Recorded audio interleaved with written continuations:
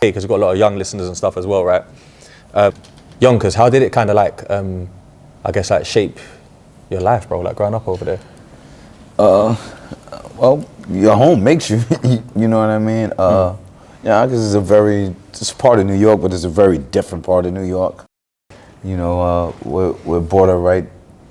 You could cross the street, bring in the Bronx, and a lot of places. Then where you could reach everywhere fast, but a lot of coming up now is different. But coming up, a lot of people didn't so much know about it unless you've been there. So for us, it kind of molded us with being so close to where hip hop is originated, like being on the borderline of that, and then always hearing, you know, being from Yonkers, you get a chip on your shoulder. For us, musically, one like in real life, and musically, like because you're from a place where most people either they know about it or don't know about it. Right. Yeah.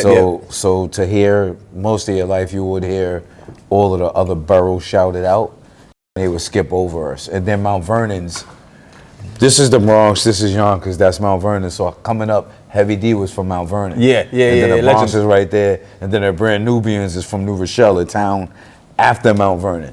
So it's like we were in the mix of just kind of like not being like counted in and acknowledged, and I think that gave us a chip on our shoulder music wise, and then coming up wise. Most places you live, if you got a problem with somebody, you get to avoid them. Like other boroughs are a lot bigger to where, you know, if it's not directly on your block, you can avoid them. Yonkers, there's no avoiding it. One way or the other, we're gonna see each other, whether it's an event, traveling, going to school, going to work. You can't, he's on the west side and the south side and the north side and the east side. None of that shit. It is that, but it's local. Like it's very super local. Yeah, you can. Like you might be in the same. You can walk there. Store. Yeah. You can walk from the north side to the south side. You can't even do grocery shopping again. As far as the hood. Yeah. When it comes to the hood. You could walk. Where's School everything around. School Street's the south side. That's the south side. That's where X is from. I'm from the south side. Oh, you south as well? I'm from the south side. I'm from Grosjean, so I'm from a few blocks from where X is. There's a place called Getty Square in Yonkers. Yeah. Everything this way is south side. Everything that way is north side. That's like the downtownish type thing. Yeah, the separation. Pretty much. So it's literally a North Broadway and a South Broadway. Like, that's it. So was it hard to get into like the city from there back in your childhood? And that? No, never. Nah, it was just like a bus. It's always been easy to get to the city. Yeah. So it's just literally once you get past the Bronx. A few minutes away. Okay. Everything's kind of a few minutes away, but Yonkers was coming up. It was a very rough place. Yeah, I've heard that. But very, you know, the best way I could put it, it's a city and a town mixed. Yeah, that's what I was. Yeah, it's like the feeling of like you're in a city, but you're in a town. Because it's on the outskirts. It is a city, but it feels like, you know, we often refer to it as the town. Yeah. But it is the city of Yonkers, but anybody would call it the town. Like when you're in the town. I got the chance to go there one time, and I felt the energy, and it felt like it was its own place. Like it had its own identity. It very much is its own place.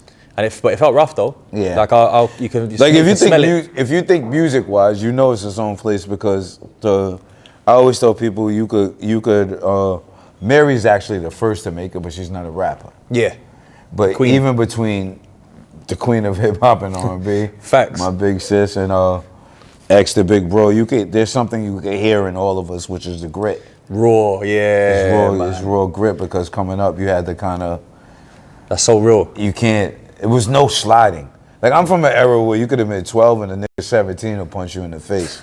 So it's like you gotta man up real quick. You gotta learn to adapt. Or you gonna get punched up a lot. Yeah, you talk shit to the wrong person. It was no holding back. So you know, it's a very raw place, but I believe it's also, you know, it gave us that ability to remain who we are within the industry. Yeah. Because we know where we're from.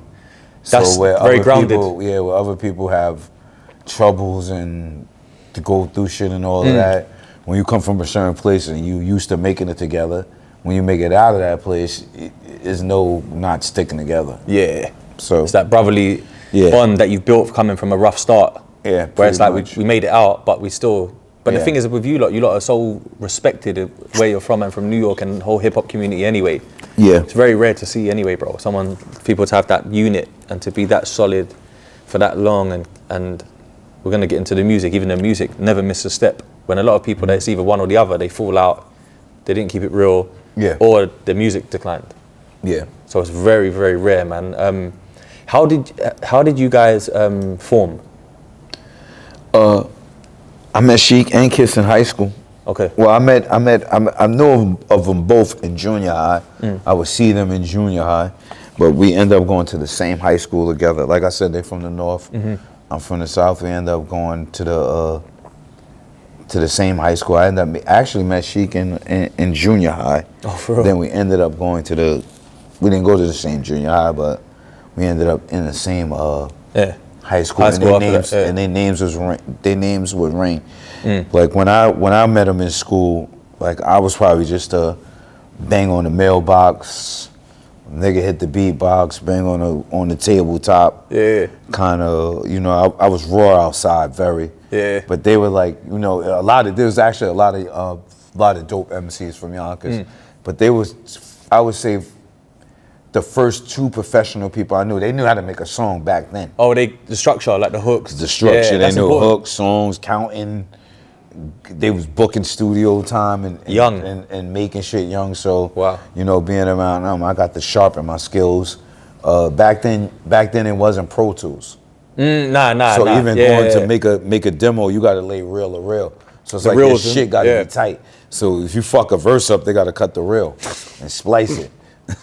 So even being around them, I had to learn how to get my shit. That's pain. Yeah, because if you ain't really got the budget as well, like how many times you gotta chop it? Facts. There was no Pro Tools back then. Sooner or later, you better lay that shit right. Nah, that's pain because now people even got the digital and they're taking hours to record. That's what I'm saying. Yeah. Mad. Was you lot called the Lock Shit or Warlocks from my recognition? We was Bomb Squad first, then we was the Warlocks, then we was the Locks. So Bomb Squad was the first shit when you was young. Yeah, Bomb Squad was in high school. But Chuck D and them had the Bomb Squad. Chuck D and the Bomb Squad. They had a producing unit called the Bomb Squad, so we couldn't stick to that. Then we was the Warlocks, and then we got signed. The war was over. Then it just became living off experience. So alright, so rumor has it that it was Mary first, or Mary got our demo to Puff. Mary was playing our demo on tour.